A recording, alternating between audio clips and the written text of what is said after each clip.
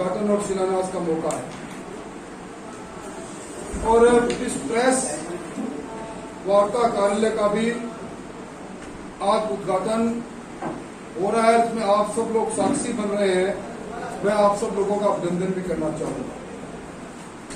Bharatiya Janata party अपने पूरी कार्य पद्धति को पारदर्शी तरीके से करती है।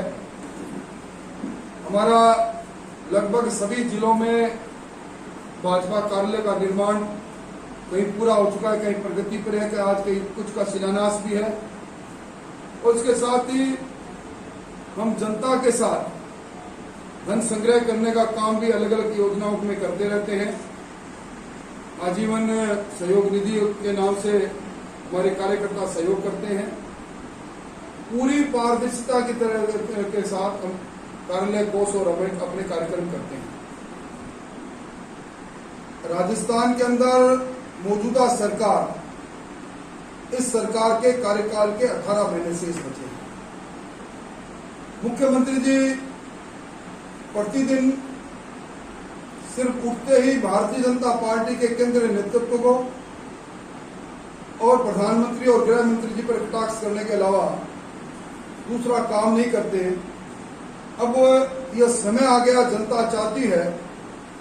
कहीं 42 महीने में सरकार ने जनता के हितार्थ क्या काम किया, अब मुख्यमंत्री जी को अपना रिपोर्ट कार्ड प्रस्तुत करना चाहिए। घोषणा वीर है मुख्यमंत्री जी, चाहे जन घोषणा पत्र की बात हो और चाहे विधानसभा के अंदर अपनी बात को कहते हुए वो जब बात कहते हैं घोषणा करके भूल जाना उनकी फितरत रही है। अंतर्द्वंद में फंसी सरकार की फितरत ऐसी बनी कि सरकार के जितने भी सहयोगी जिन्होंने सरकार को बचाने में, जब सरकार के उप मुख्यमंत्री को भवन में थे तब सहयोग किया, आज मिनी मुख्यमंत्री की भूमिका में है। और गंगानगर जिला इन मिनी मुख्यमंत्री बने इन सत्तारूढ़ दल के को समर्थन देने वाले विधायक और इनके पराजित विधायकों से ग्रसित है। ये वो जिला है जिसको हम कटोरा भी कहते हैं। आज पहली बार पूरा साल निकल गया, इंदिरा गांधी नहर परियोजना का रेगुलेशन तय नहीं।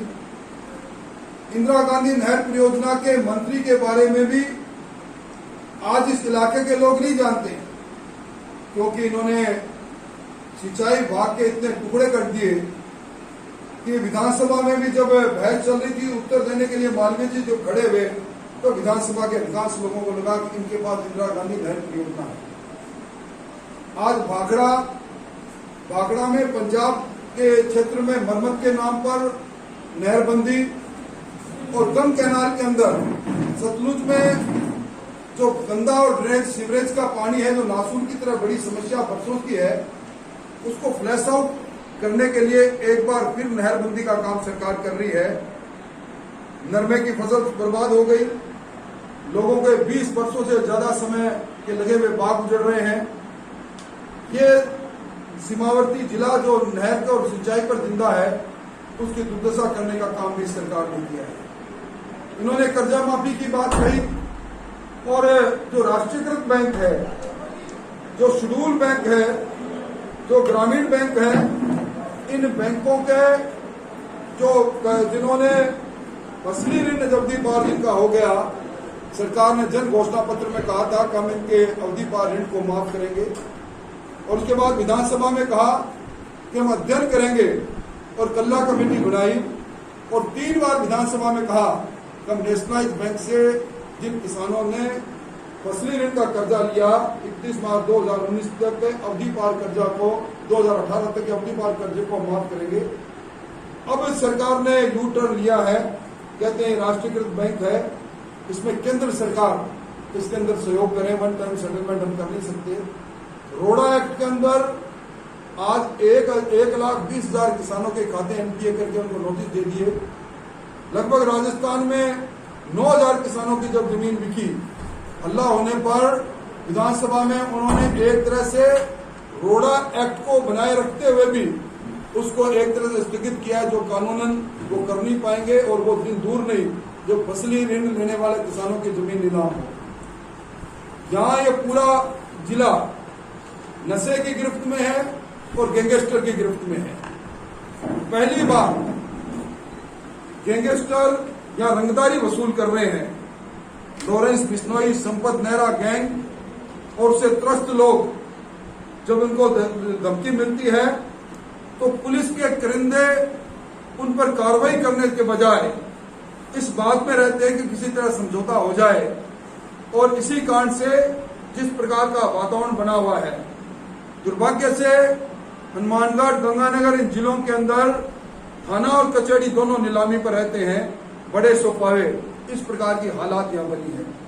दूसरी ओर मुख्य प्रधानमंत्री जी ने कहा था कि हम किसान की आमदन को दुगना करेंगे।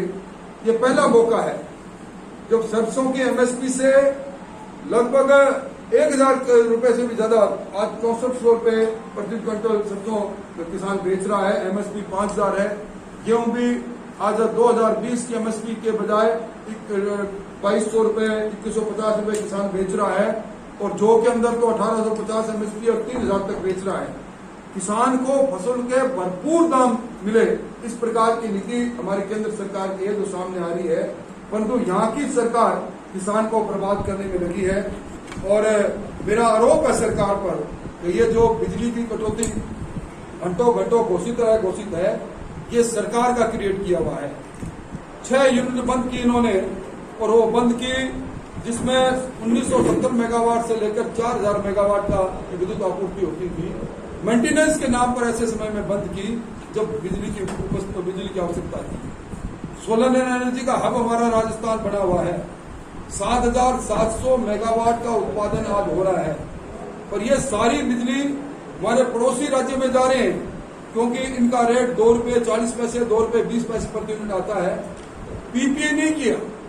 सरकार का कुक्रम है कि उन्होंने पीपीए कर लेते तो ये बिजली राजस्थान के गरीब लोगों के काम आती। और आज अब इमरजेंसी के अंदर इन्होंने कुछ कदम उठाए हैं। पर 640 मेगावाट बिजली ऐसी थी जो सोलर एनर्जी की थी, अनुबंध खत्म हो गया और उनको 2 रुपये 24 पैसे प्रति यूनिट की मिल रही थी। उन्होंने अनुबंध को रिन्यूअल नहीं किया, क्योंकि महंगी बिजली खरीदी इन्होंने पिछली बार 13,778 करोड़ की, उससे पहले 12,000 करोड़ की। और बिजली एक ऐसी चीज है जो 2 रुपये 40 पैसे से लेकर 17 रुपए तक खरीदते हैं। आज मुख्यमंत्री जी ने बयान दिया है कि 12 रुपए की कैप लगा दी केंद्र सरकार ने। जब अब मुख्यमंत्री जी दोषारोपण केंद्र सरकार पर करते हैं। आज कोल इंडिया का और कोयला उत्पादक कंपनियों का लगभग 1400 करोड़ रुपया बकाया पड़ा है, राजस्थान की सरकार दे नहीं रही। आज इनकी खुद के कुकर्म के कारण से इस प्रकार की बात कर रहे हैं। मैं समझता हूं कि ये सारी बातें सरकार अब 13 तारीख से 15 तारीख के बीच में उदयपुर में चिंतन शिविर कर रही है, 5 सितारा होटल में, अनंता और ओरिका में। मैं समझता हूं जब सरकार के चिता के आग लग गई, आम आदमी सरकार से बेरुखी है, तब इस प्रकार की बात कर रहे हैं।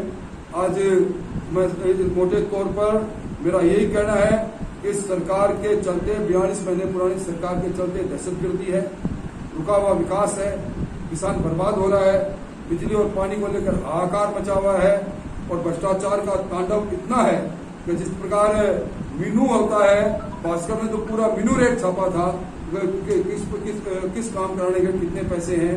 और इस इलाके के अंदर, इस गंगानगर के अंदर भ्रष्टाचार चरम पर है। ये जितने भी मुनि मुख्यमंत्री बने विधायक हैं जो सरकार का समर्थन कर रहे हैं, इन्होंने लूट और झूठ का कीर्तिमान स्थापित किया है। समय का चक्र घूमेगा। इसी जगह हम वापस प्रेस करने आएंगे, तब आप देखोगे कांग्रेस का सूपड़ा साफ हो जाएगा। मोटे तौर पर मुझे इतना ही कहना है। अभी आपके सामने एक जिस प्रकार सांप्रदायिक सद्भाव राजस्थान का बिगड़ा है, करौली की घटना आपके सामने और जोधपुर की घटना आपके सामने है। जोधपुर से बरसों तक विधायक और सांसद रहे।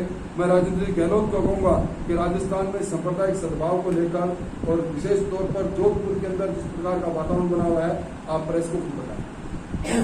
राठौर साहब, गहलोत साहब पहले बोले, उससे पहले आप थोड़ा सा ये बताएं कि महेश जोशी जी के बेटे के ऊपर दुष्कर्म के आरोप है। हालात ये है कि पीड़िता लड़की के एफआईआर तक जयपुर में दर्ज नहीं हो पाई, उसको दिल्ली जाकर एफआईआर दर्ज करानी पड़ी। तो क्या लॉ एंड ऑर्डर इतना डिस्टर्ब है इस समय राजस्थान में? देखिए, ये पूरा मामला अब दिल्ली पुलिस के जांच के दरमियान है और मैं समझता हूं कि जब खुद महेश जोशी बोलते हैं कि मुझे पुलिस और न्याय व्यवस्था पर विश्वास है, तो निश्चित तौर पर इस कर्म और कुकर्म का पर्दाफाश होगा और दोषी के विरुद्ध कारगर कार्रवाई होगी। लॉ एंड ऑर्डर को लेकर क्या कहना चाहिए? देखिए, लॉ एंड ऑर्डर 2 आईपीसी चल रही है, एक इंडियन पेनल कोड है, एक गैलोग पेनल कोड है। अभी आपने देखा होगा बाड़ी के विधायक ने एक एयन को, अनुसूचित जाति के एयन को उनके 26 फ्रैक्चर किए, अखबारों ने साया किया, 26 फ्रैक्चर हुए। दूसरे दिन सरकार की तरफ से बयान आता है 26 नहीं, सिर्फ 6 ही फ्रैक्चर है और आज तक उनसे पूछताछ नहीं होगी। मैं समझता हूँ पहला मामला नहीं है। राजगढ़ के अंदर जोरीलाल उनको के पुत्र दीपक मीणा एक नाबालिग लड़की के साथ कुकर्म करते हैं, नाबालिग लड़की का परिवार मुझसे भी मिलता है, सोशल में बयान भी हो जाते हैं, उसमें भी कोई कार्रवाई नहीं। दुष्कर्म में राजस्थान पहली पायदान पर है, परंतु मुख्यमंत्री जी ने जब से बयान दिया बलात्कार के मामले 48% टूटे हैं। एक तरह से पुलिस को एक मार्ग दिखा दिया ग्रीन कारपेट का, तो उनको अपराधियों के खिलाफ अगर कार्रवाई नहीं हो तो मुख्यमंत्री जी कह रहे हैं कि झूठे मामले हैं, इससे बड़ा दुर्भाग्य हो नहीं सकता। राठौर साहब, अभी यहाँ पंचायत के चुनाव हुए थे, आपकी पार्टी को काफी धक्का लगा है। किसान आंदोलन के बाद यहाँ पार्टी की हालत काफी खस्ता है, इसे लेके क्या पार्टी आपने देखा होगा कल पहली बार हमारा बूथ सम्मेलन हुआ 4 जिलों का, तापमान 47 डिग्री छू रहा था और 5000 से ज्यादा बूथ के सभी सक्रिय कार्यकर्ता थे। अब ये जो भ्रम फैला था जो 3 कृषि कानून को लेकर, वो साफ हो गया। अब किसान के दिलो दिमाग में सारी बात साफ हो गई। यूपी में जो जहां गढ़ था टिकैत का, वहां भी उस पार्टी के जिन्होंने समर्थन दिया उसका सूपड़ा साफ हो गया। गंगानगर का किसान समझ चुका है, कलई खुल चुकी है, इसलिए अब पंचायत के चुनाव में तत्कालिक प्रभाव पड़ा था। अब इस बार सारी की सारी सीटें आने वाले समय में भारतीय जनता पार्टी की। एक सवाल अभी आपने कहा कि हम पार्टी आपकी धन संग्रह कर रही है बड़ा पारदर्शिता तरीके से, तो पार्टी उसी पारदर्शिता से लोगों को अपने फंड इकट्ठा होता है, इलेक्ट्रोल फंड, उसकी जानकारी कौन देती थी? देखिए, आपने देखा होगा तो सुप्रीम कोर्ट ने भी इस बार जितने पॉलिटिकल पार्टी है जिन्होंने इलेक्शन बॉन्ड और दूसरे में पैसा आया, सारा का सारा बिल्कुल, अब ये पहली पार्टी है जिसके धन का न केवल ऑडिट होता है, ऑडिट का भी स्वाधीन प्रकाशीकरण होता है। ऑनलाइन अगर आप जाओगे तो देश के अंदर बीजेपी के पास कितना धन आया, कितना खर्च हुआ, सारा सामने। सर, ओल्ड पेंशन स्कीम को लेकर के गहलोत साहब आरोप है जो केंद्र सरकार है वो ये आनंद ओल्ड पेंशन स्कीम के हमने भी विधानसभा में कहा कि अच्छी पहल है, बिना तैयारी के चालू कर रहे हैं। जो न्यू पेंशन स्कीम के अंदर जो संस्था थी, जो IDFRA हमें नाम, तो उसमें जब 39,000 करोड़ रुपए चले गए और उसके रूल्स रेगुलेशन में लिखा था कि वो पैसा रिफंड नहीं होगा, आनंद फानन में इन्होंने ओल्ड पेंशन की घोषणा कर दी। अब इनके गले की फांस बनी है। मैंने एक प्रेस कॉन्फ्रेंस करके भी कहा था, सरकार अपने संसाधनों से अपने वादे को पूरा करे। नहीं सर, ये आम जनता का पैसा है, एक कंपनी बना करके, एक संस्था बना करके पैसा ले लेना, हम वापस नहीं देंगे, तो ये कहाँ का न्याय है? 2004 के अंदर एक नीतिगत फैसला हुआ था, तो पूरे देश के अंदर न्यू पेंशन स्कीम आई थी और उसके अंदर राज्य सरकारों ने अपनी सहमति दी थी। इसलिए ये कोई ऐसा नहीं कि उसके अंदर कोई संस्था का पैसा आ गया, उससे संस्था ने बॉन्ड खरीदे हैं, बॉन्ड में किसी तरह की हानि नहीं, मेच्योरिटी पर पैसा ज्यादा मिलना ही है। नहीं तो इसका मतलब वो पैसा हड़प लिया गया सारा? हड़पा संस्था, चूंकि रिजर्व बैंक की संस्था है इसलिए हड़पने का कोई अर्थ ही नहीं है, मतलब ही नहीं है। संस्था कोई प्राइवेट संस्था थोड़ी जिसमें पैसा जमाए। रिजर्व बैंक का ने एक अलग से अथॉरिटी बनाकर अपने कॉन्स्टिट्यूशन के अंदर उनको लिया है, इसलिए पैसा सुरक्षित है। पर पैसा एक स्कीम को जो पूरे देश में लागू हो और वो जो पैसा उन्होंने जमा कराया, उस पैसे का इन्वेस्टमेंट अलग अलग क्षेत्र में हो गया और अचानक कह दिया कि ये सारा पैसा वापस करो।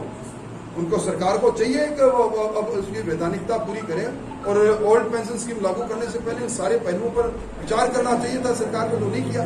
तो अब क्या हो सकता है कर्मचारी जो में? आम आदमी पार्टी का राजस्थान के अंदर कोई स्थान नहीं है। राजस्थान में दो पार्टी सिस्टम है, इसलिए कोई स्थान नहीं। मैं कहूँगा दो लाइन कहता हूँ, राजस्थान में कानून व्यवस्था की स्थिति और एकदम विफल रही है, तो यहाँ का इंटेलिजेंसी फेलियर रहा है। इसके कारण जगह जगह पर तनाव हुआ है, सांप्रदायिक दंगे भी हुए हैं और जोधपुर में बलवा हुआ है। दंगा नहीं हुआ। एक तरफिया ईद की नमाज के बाद लोग निकले और लूट मार करने शुरू कर दी, और उसके बाद जिनकी लूट हुई और जिनके साथ जिनके नुकसान हुआ, पुलिस ने उनके खिलाफ कार्रवाई शुरू की। तो हमेशा ये होता है कि 10 लोग इधर से ले लो, 10 उधर से ले लो। हमने पुलिस प्रशासन को, सरकार से ये कहा है कि किसी तरह की किसी भी पीड़ित व्यक्ति पर अन्याय होगा तो भारतीय जनता पार्टी इसको बर्दाश्त नहीं करेगी। और इसी कारण से हमने देखा कि सारे काम इन्होंने जिस पक्षपातपूर्ण कर रहे थे, आज ही कल भी हमारे कार्यकर्ताओं की गिरफ्तारी हुई है। हम जाके उसके बारे में